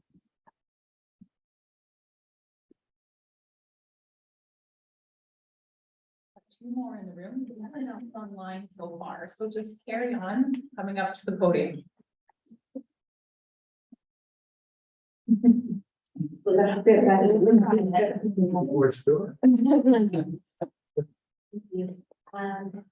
I had two comments or thoughts, actually three. One is around NIMBYism, and I'm a big fan of NIMBYism, and we'd be happy, I am Jennifer, and I started community, and we create affordable housing across the county. So we'd be happy to help with the NIMBY campaign, not to replace your other campaign you're talking about, but maybe to supplement it. The second thing was around the taxes. I wondered, in the spirit of housing is being right, if there was any ability or appetite to differentiate between primary residences and secondary residences. If you could sort of look at taxing non-primary residents higher, I think it would be, or over a certain value. Would be fair. I was just reading, it's a little different because it's income tax and not property tax. So I was just reading about how millionaires in Connecticut were taxed 4% more last year, and it created billions of dollars. They're now using our lunch program and public transit and healthcare. So and it really is only affecting a very small percentage of the population who can absolutely afford to pitch in a little bit more. And now I don't remember. It's like people write stuff before they come to the podium. Oh, I do remember. As for your education campaign that you were talking about, I think some useful context for people who are is that the province has already given towns in the cities a number that they have to grow to by 2050 deliver. And so it's not Colleen's. It's not the town staff or council who have big ideas behind the city. It's been mandated by the province, and you have to meet those numbers. You have to show a plan, and as you know, you have to show a plan that meets those numbers, and you can do it going out, or you can do it going out. And taxpayers have to subsidize going out a lot more. So that's, I think, in my discussions with folks, that seems to be, you can work that message well. It sometimes helps people understand the benefit to grow gently check with that.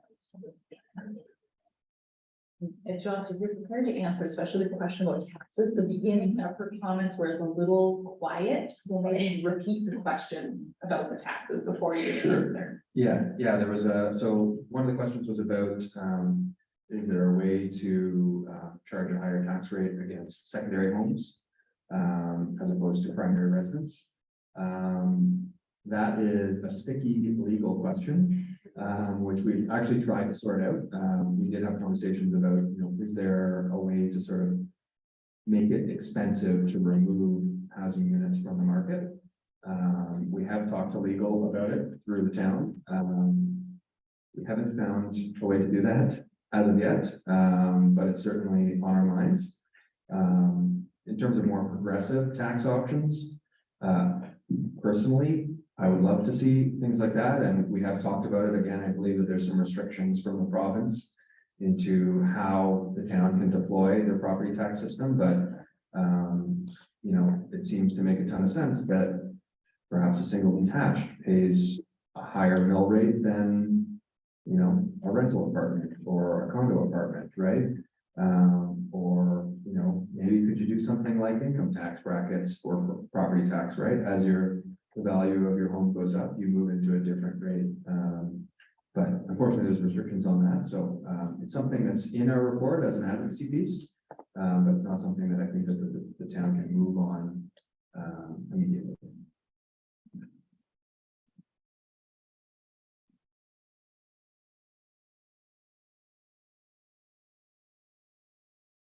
There, Don Howie, resident of Collinwood. Thanks for presenting your draft strategic direction options.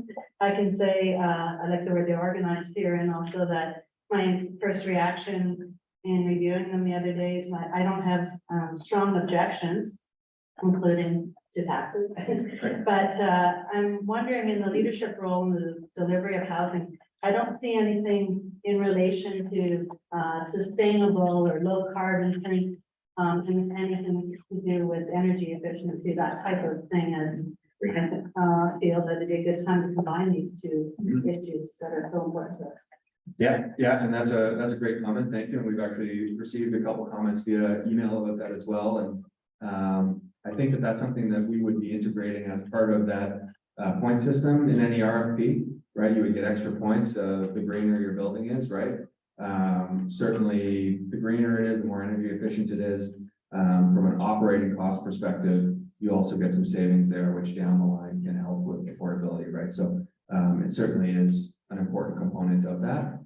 Ideally, we're moving towards more energy efficiency in any of these developments. Yeah.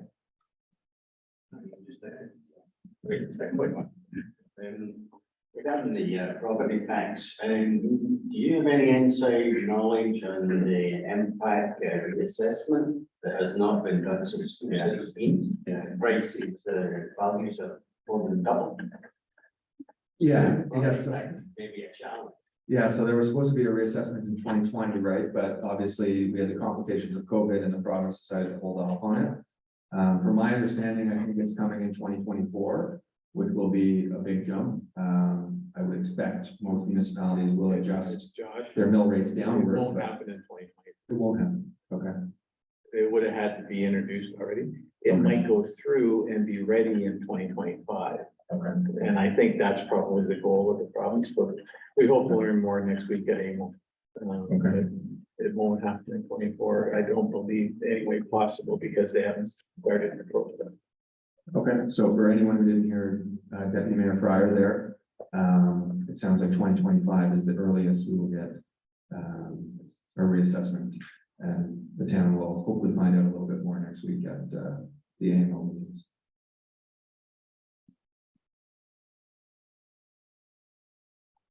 Okay, checking with Shelby, any other comments online? No hands raised. Any other comments, questions in the room? Yes, please. Thank you. Great presentation. I'm neither a counselor nor a builder. I'm a resident. My family came from Jamaica. We were in subsidized housing for 6 years. And one brother was a builder, one sister was a cleaner, and one brother was a real estate agent. We build units, compound, rent them, sell them, and got out of community housing. I now run an AI company focused on generative AI for social housing around the world. So I just happen to live and love Collingwood. I just want to be here. So I've got a question, a comment, and a cheeky challenge. So, question, I forgot the acronym NVLC5. NVLC, yeah. Given your other projects and what's worked elsewhere, can you share how, what has worked informs this report versus this being suggestions for the first time? I'm sure other municipalities have learned and tried to comment. Other parts of the world include playbooks and reference designs for the density required, number of units, envelope yield, and include that in the report so that builders have actually a sense of what to build against. Right. So I'd recommend, if you haven't read it, sort of do a playbook or a reference design. And a cheeky challenge, asking municipal taxpayers to pay more for affordable housing in other parts of the world and this country doesn't work. I just suggest that not be the way to raise money and that the municipal government not be the one, but federal, provincial, other sources, because realistically, that's where the 6 years of debate happens, is that those who vote do not want to be hacked. Start with your chief challenge. I agree. I would love the province and the feds to fund it, right? But we're in a pretty grim situation from a market perspective. You could see it early in my presentation with that red and green table. So we have two options here, right? Collingwood can take a leadership role and start making some moves on their own, or they can sit and wait for the province and the feds to step up, and they may never, right? They're starting to do some work, but it may never be enough to actually improve things in Collingwood, right? I would pick door number one. Let's try to do something, and if these guys do actually step up, maybe eventually start winding it down based on certain market indicators like Nick mentioned earlier, right? But I think that it's important that Collingwood does something here. I know we've got not the entire town of Collingwood in the room, but it sounds like there is some openness to a modest tax increase if it is going to helpful initiatives for the community, right? Question I'm going to leave for you, since you've designed programs before. What was the comment? What was the minimum? Examples. Oh, the playbook. Yeah, the playbook. Yeah, so that kind of falls within this idea of off-the-shelf designs, which we suggested to the town. And we've within the report, if you look at it online, we've hyperlinked to a community in the US that's done something like this, where they provide for different types of housing, specific designs, where you can go right in and you know exactly what you're going to get out of it. And we see that as something potentially within the playbook of what it sounded like you were describing. So I would suggest that you take a look at that and sort of see what they've done in that community, and we think that it's something that could be replicated here. And I know Tom in the front row here, he sent us some materials more recently that could be useful specifically for that type of thing. Like he's already sort of got the idea from a modular perspective as to how the sort of base designs can work, right? I think when we're thinking about, what has worked and what has not, or hasn't been tried, hasn't been tested. Certainly some of the more expensive options that we're recommending in terms of incentive programming and offering a public plan to go affordable housing, attainable housing. Countless examples across the province of this happening. And, just to your point about where the money comes from, they're all funded through property tax base, right? So I just created a program in the region of Peel as well as the region of Durham, offering financial incentives funded through the tax base to build attainable housing, affordable housing. Peel's attainable, Durham's affordable. And both programs are achieving, Peel's 135 units, Durham's 85 units every year of attainable housing, right? Being created through capital grants funded through the tax base. These things work if we put the financial pieces in place and it's enough of a budget, enough funding to attract developers, nonprofit and for-profit, to take them up. Of course, using public land, I mean, this is used everything from, Regent Park in Toronto, the Toronto Community Housing, really complicated social housing redevelopments, all the way through to what they're doing now with their Housing Now program, where they're offering public land to developers at marginal cost, no cost, additional capital subsidy to build attainable housing. So these are two strategies that we think will work. They will work as long as they're funded accordingly. Some of the more novel approaches that we're recommending, which are some of the more straightforward ones, of zoning reform, getting rid of exclusionary zoning, single family only zoning. We haven't done this in Canada. Really haven't done it much in the States either, because we like our single family neighborhoods, still like them. It's a hard thing to get past the goal line. But what we're seeing is that our friends in New Zealand have recently encountered this program. If anyone's been following New Zealand, they're having a lot of the same growth pressures, a lot of the same affordability problems that we're having here in Canada, certainly some markets in the States as well. And the federal government over there decided that's enough of this. We're going to do really, really simple zoning reforms. I think they've narrowed everything down into 4 zoning categories, where you're not just allowed to build only single family homes in these areas anymore. You're allowed to do walk-up apartments, multiplex buildings, stacked townhomes, mid-rise apartments. And what happened since they made that change is everything that we know what would happen. Housing starts for those missing middle typologies, those more affordable, attainable housing typologies have exploded. Rents have stabilized, sale values have decreased, land values have gone down. Because unfortunately, the way that we plan in Canada and Ontario is we only allow certain housing forms to happen in very small pockets of the city, right? Which creates speculation, it limits supply, it creates speculation even on the land itself, because landowners know this is the only property in this kind of area where you can build this type of housing, right? It forces land values to increase, and developers that acquire the site at that price can only compete at the top of the market, which means the only supply we get is happening at the top of the market, which is happening all over the province.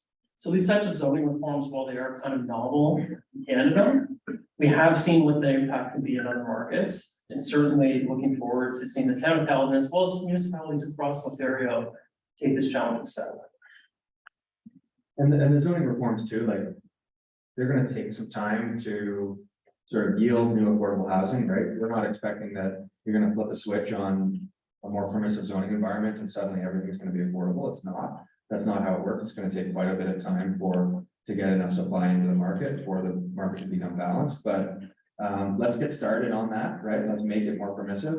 And in the meantime, let's ensure that we're subsidizing the type of developments that we want in order to start, backfilling the big hole that we've got in terms of affordable housing. Hey, we are nearing the end of our time. Oh, Yeah. Just to amplify your message, in New Zealand, Kango Ora, which is the supplier of affordable housing, had 65,000 units and demand was 30,000 more. So rezoning in that case was a massive need, and it works, but their numbers were crazy high for a small population. So it's not impossible for our town. Absolutely, it's not possible, right? What did they do with the sheep though? It's a laneway. Yeah. Okay, so we are nearing the end of our time. We have issued a last call for questions online. We do have one. I know Mark's been waiting to make a comment about largely what we've been talking about today, which is the realities of the cost of some of the recommendations being put forward. But I would just issue the same last call to this group. If anyone has a last minute question after Mark's comments, we'll go online and then finally to the room and then wrap up with some remarks. Thanks. I have to tell you, I don't think there's anybody that thinks paying their property taxes more than me. And I feel that, you too. I really totally understand that perspective, very much so. And I get very frustrated that the higher levels of government, where I believe a lot of this responsibility lies, are not doing that. However, they are also funded through our tax dollars. May not be property tax, it's income taxes. So no matter which direction you turn, we are paying for it through our taxes. And as Josh said, does that mean we don't do anything locally because they're not? I think the big thing we have to look at is, yes, it's expensive. Nobody wants to pay it, myself included. But then stop and say, what is the cost of inaction? If we don't do these things, we are going to lose our community. In the last 2 years, we've seen a day where the library was closed right here because they didn't have staff. The drive-through at McDonald's was closed. Cutbacks of service at the hospital. Our OPP, who had difficulty recruiting cadets for policing our safety. Fire departments, I'm sure you've all read the articles about the town of Blue Mountains, how difficult it has been to have firefighters. This is our health and safety, our future that's at stake. So the cost of inaction far exceeds if I have to pay another $8 a month in my taxes.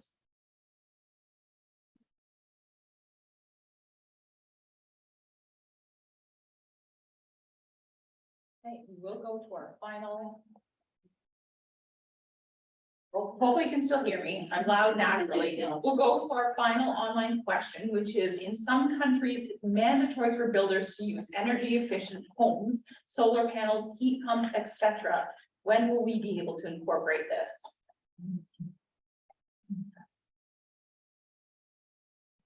When we amend the building code. for it to be as of right, there's several options that a municipality can, we've seen. I think the city of Toronto and the town of Richmond Hill are the first two to implement really strict green standards that's requirement of building permit to receive an approval. But in terms of, requiring it as of right, kind of province wide, we see amendments to the building code, and we're already headed that way. There's been many amendments to the building code requiring more reconstruction of building, but certainly through the scope of this work, through an affordable housing project, I think Josh had mentioned it many times. We're creating an incentive program, we're creating a public plan program, we certainly would have evaluation criteria and efficiency of design building would definitely be one of those scoring criteria.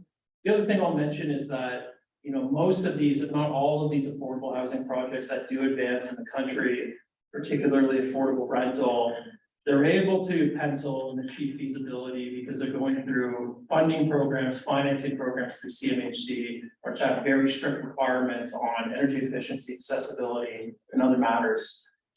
Which is why most of the most efficient energy buildings that are being constructed these days are being done by nonprofits, they're being done by the affordable housing sector through these mechanisms.